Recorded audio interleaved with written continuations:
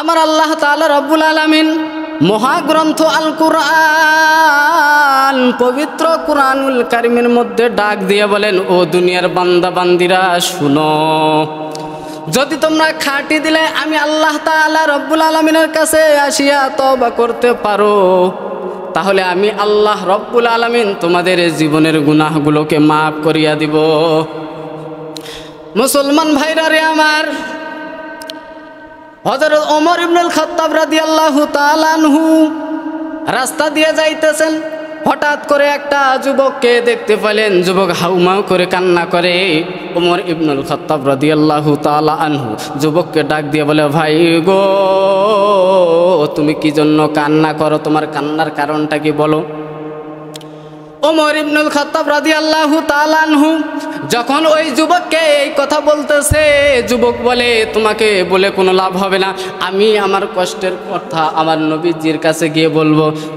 ওই যুবককে ওমর ইবনুল খাত্তাব রাদিয়াল্লাহু তাআলা আনহু টেনে টেনে নবীজির কাছে নিয়ে আসছে। নবীজি বলে, ওই যুবক, তুমি কি জন্য কান্না করো? বিসমিল্লাহির রহমানির রহিম। ইয়া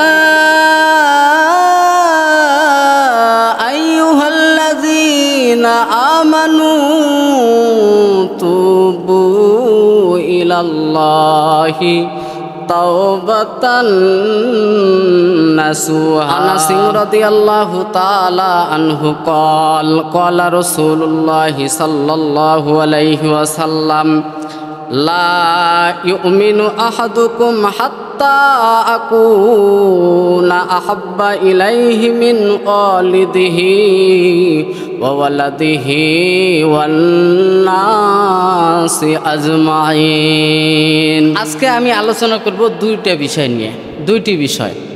একটা হলো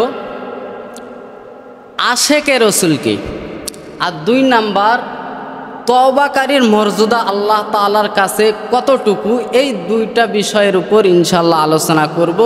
আপনারা সবাই একটু দোয়া করবেন। অনেক মানুষ দেখা যায় সমাজে আশেকে রাসূল দাবি করে। আশেক বুঝেন তো? আশেক মানে কি?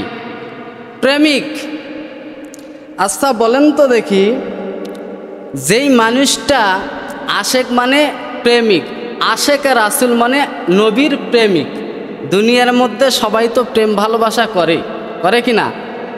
যার সাথে সম্পর্ক করুক, একটা সময় লাগে, অনেক কথাবার্তা বলতে হয়, তার মহব্বতে পড়লে ওই প্রেমিকার জন্য সব কিছুই করতে হয় কি না? এমনিভাবে আল্লাহ তাআলা রব্বুল আলামিন তার নবীকে দুনিয়ার মধ্যে প্রেরণ করেছেন আমাদের জন্য বার্তাবাহক, আমাদের জন্য পথ প্রদর্শক হিসাবে। কি তাই এখন আমরা যদি নবীকে ভালোবাসি ঠিক, কিন্তু নবীর যদি দেখানো পথে যদি না চলি, তাহলে কি আশেকে রাসূল হইতে পারবো? বলেন পারবো? আশেকে রাসূলকে এমন একটা ঘটনা আমি আপনাদেরকে শোনাবো, শুনবেন না? নামের আশেক হয় লাভ নেই। আছে এক রিক্সাওয়ালা বিবাহ করছে। কি বিবাহ করছে? রিক্সাওয়ালা বিবাহ করছে। রিক্সাওয়ালা প্রেমিকা মাশাআল্লাহ খুব সুন্দরী। তো করছে কি, যখন এই স্ত্রী নতুন বিবাহ করছে, স্বামী তো রিক্সা চালায়, যখনই আসে তখনই বলে, স্বামী আমি তোমাকে খুব ভালোবাসি। কি বলে? স্বামী রে তোমাকে আমি খুব ভালোবাসি। ভাত খাইতে যায়, তা বলে, স্বামী তোমাকে আমি খুব ভালোবাসি। গোসল করতে যায়, স্বামী তোমাকে আমি খুব ভালোবাসি। রাত্রে ঘুমাইতে যায়, স্বামী আমি তোমাকে খুব ভালোবাসি। সব সময় স্বামীর কাছে কানের কাছে আসে প্যানের স্বামী ভালোবাসি।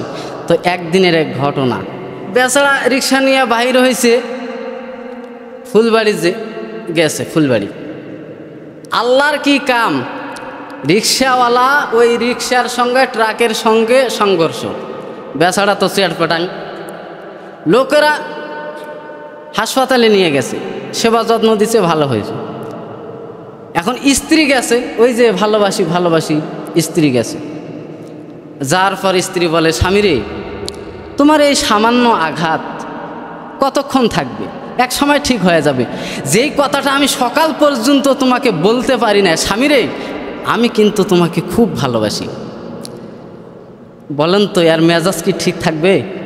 বুঝতেছেন কথা আপনারা? এর তো মেজাজ গরম, বহু গরম।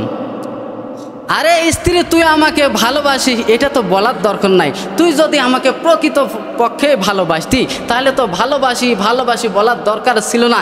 তুমি আমাকে এখানে আসতা, আমাকে দেখাশোনা করতো, আমাকে সেবা করতা, এক সময় আমি সুস্থ হয়ে যাইতাম। কিন্তু তুই আসার পর সেবা নাই, যত্ন নাই, আসি কানের কাছে বললি ভালোবাসি। এমনি আশেকে রাসূল হয়েছি আমরা, ঠিক না? বুঝতেছেন?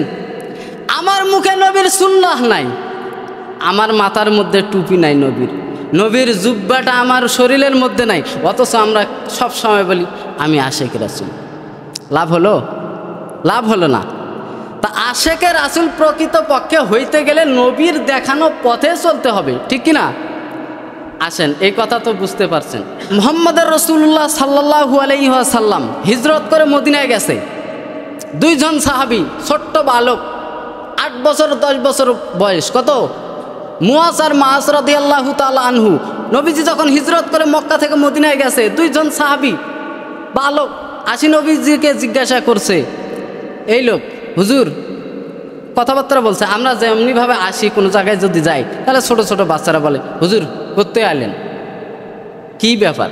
তা দুইজন বালক নবীজিকে জিজ্ঞাসা করছে, আপনি এখানে কেন আছেন, কি জন্য আছেন? নবীজি আমার বলছে মক্কার মানুষেরা আমার উপর জুলুম করে, অত্যাচার করে, আর মদিনার মানুষেরা আমাকে খুব ভালোবাসে, মহব্বত করে, যার কারণে আমি মদিনায় আসছি।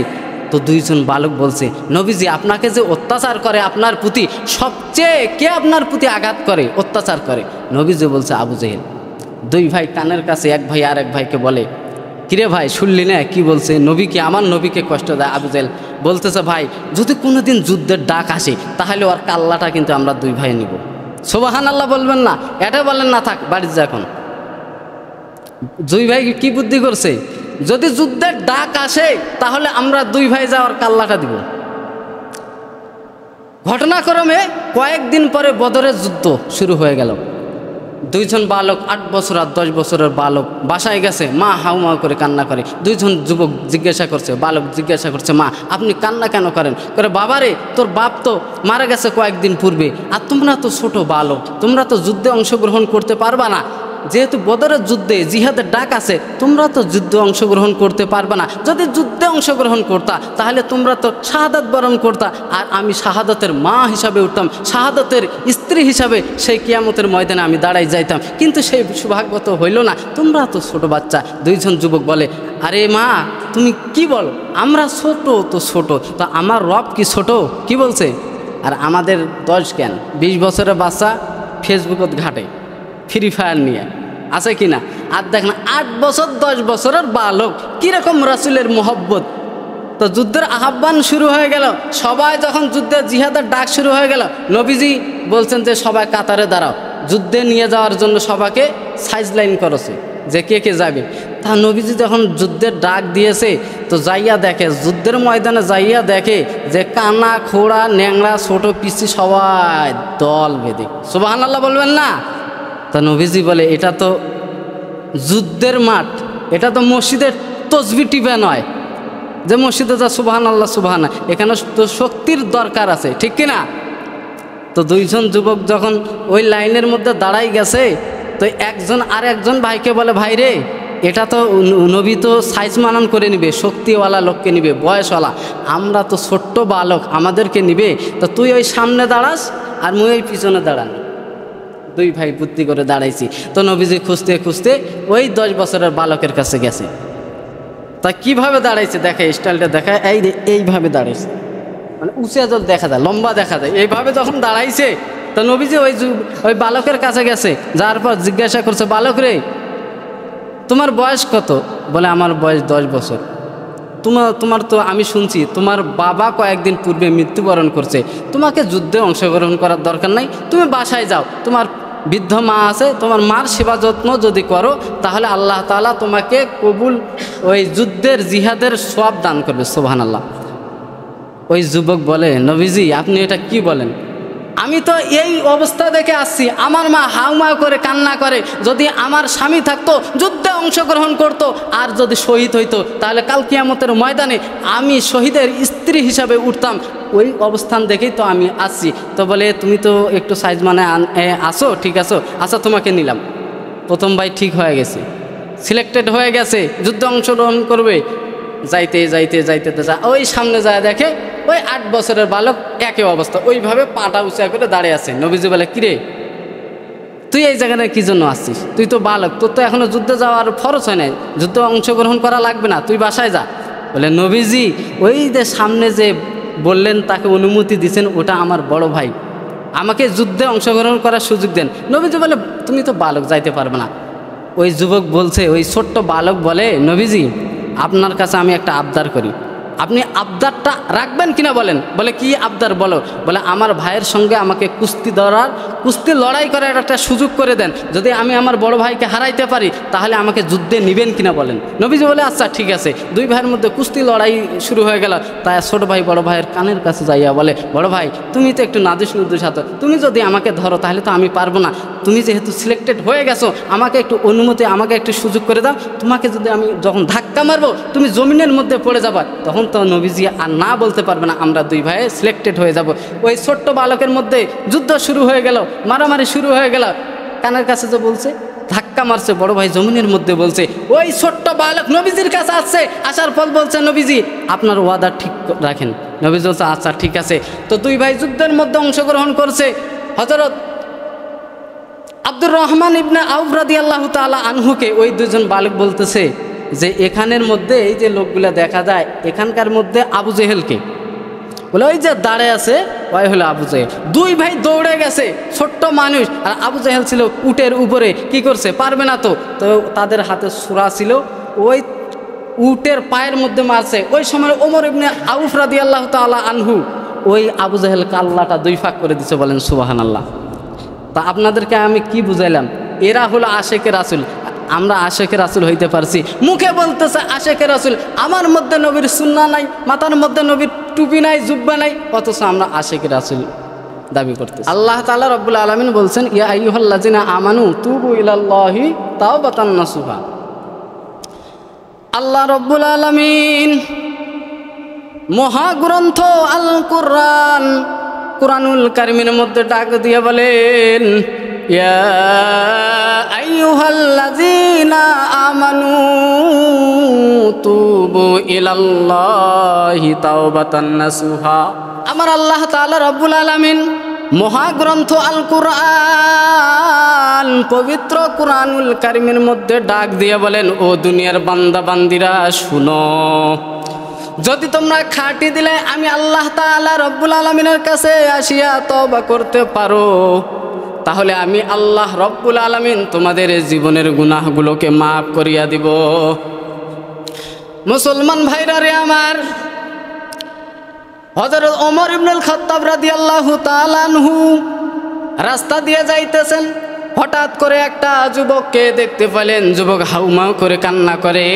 ওমর ইবনুল খাত্তাব রাদিয়াল্লাহু তাআলা আনহু যুবককে ডাক দিয়ে বলে, ভাই গো তুমি কি জন্য কান্না করো, তোমার কান্নার কারণটা কি বলো। ওমর ইবনুল খাত্তাব রাদিয়াল্লাহু তাআলা আনহু যখন ওই যুবককে এই কথা বলতেছে, যুবক বলে, তোমাকে বলে কোনো লাভ হবে না, আমি আমার কষ্টের কথা আমার নবীজির কাছে গিয়ে বলবো। ওই যুবককে ওমর ইবনুল খাত্তাব রাদিয়াল্লাহু তাআলা আনহু টেনে টেনে নবীজির কাছে নিয়ে আসছে। নবীজি বলে, ওই যুবক তুমি কি জন্য কান্না করো।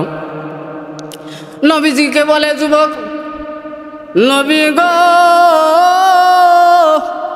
আমি এমন একটা অপরাধ করে ফেলেছি, না জানি আমাকে আল্লাহ রব্বুল আলামিন মাফ করবে না। বলে, কি হয়েছে বলো যুবক, বলো।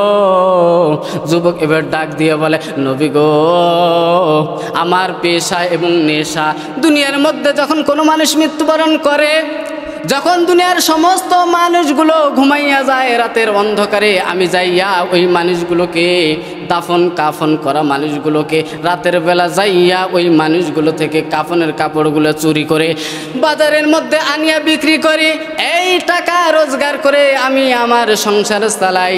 নবীজি বলে, যুবক তো কি হয়েছে, আরও কি কোনো ঘটনা আছে? ওই যুবক বলে, তাই নয় তাই নয়। এবার যুবক ডাক দিয়ে বলে, কি হয়েছে আরো বলো। আমার নবীজি বলে, তাও কি হয়েছে, আরো কোনো ঘটনা থাকলে বলো। যুবক এবার ডাক দিয়ে বলে, নবী গো,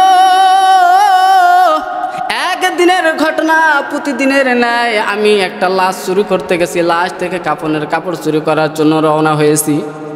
প্রতিদিনের ন্যায় যেমনিভাবে আমি লাশ থেকে কাফনের কাপড় চুরি করি, এমনিভাবে সেদিনও কাফনের কাপড় চুরি করার জন্য রওনা করেছি।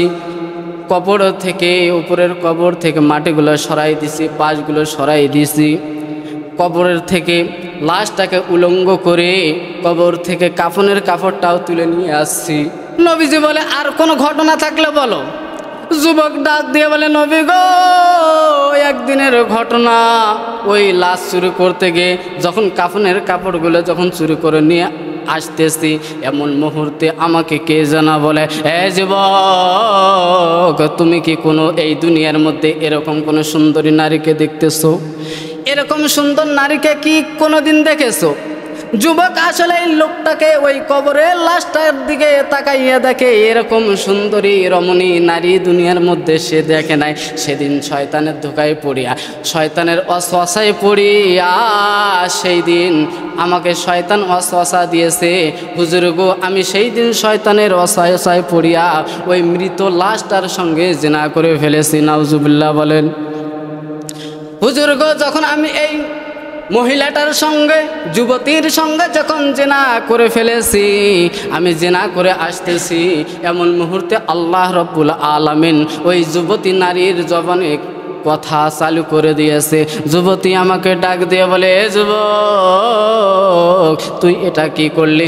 দুনিয়ার মধ্যে আমাকে কোনো পুরুষ স্পর্শ করে নাই, দুনিয়ার মধ্যে কোনো মানুষ আমাকে স্পর্শ করে নাই, কিন্তু যুবক রে, তুই আমার সঙ্গে এটা কি করলি? কাল কিয়ামতের ময়দানে, যখন কিয়ামতের ময়দান চালু হয়ে যাবে, সেই দিন কিন্তু আমি তোমার নামটা অপরাধীর খাতায় লিপিবদ্ধ করে দিব। আমি কিন্তু সেই দিন তোমার নামে মামলা করব। হুজুর গো, এই ভয়টা আমার অন্তরের মধ্যে পয়দা হয়ে গেছে। হুজুর গো, এই থেকে, এই গুনাহ থেকে পরিত্রাণের উপায় কি? নবীজি বলে, যুবক রে, তুই এটা আমাকে কি শোনালি? এত বড় গুনাহ কেউ কি করে? যুবক নিরাশ হয়ে নবীর দরবার থেকে, সেখান থেকে উঠিয়া রাস্তার মধ্যে ঘুরে আর বলে, আল্লাহ, আমি এত বড় নাফরমান, নবীর দরবারে গেলাম, নবী আমাকে ফিরাই দিল। আমার মনে হয় দুনিয়ার মধ্যে বেঁচে থেকে কোনো লাভ হবে না। আমি এত বড় জালেম, আমি এত বড় গুনাহগার, আমার গুনার মনে হয় মাফ হবে না। যুবক তখন রওনা করছে, যাইতেছে আর কান্না করে। 40 দিন পর্যন্ত একটা পাহাড়ের উপর উঠিয়া আল্লাহ তাআলার সিজদায় পড়ে গেছে, আর যুবক হাউমাউ করে কান্না করে, আল্লাহ গো, আমার এই গুনাহ থেকে কি বাঁচার কোনো উপায় নাই। 40 দিন পর্যন্ত যখন যুবক আল্লাহ তাআলার কুদরতি পায়ে সেজদা দিয়েছে, আল্লাহ রব্বুল আলামিন ওই যুবকের গুনাহগুলোকে মাফ করে দিয়ে আল্লাহ তাআলা রব্বুল আলামিন তাকে নেককার বান্দার মধ্যে লিপিবদ্ধ করে দিয়েছে। সুবহানাল্লাহ।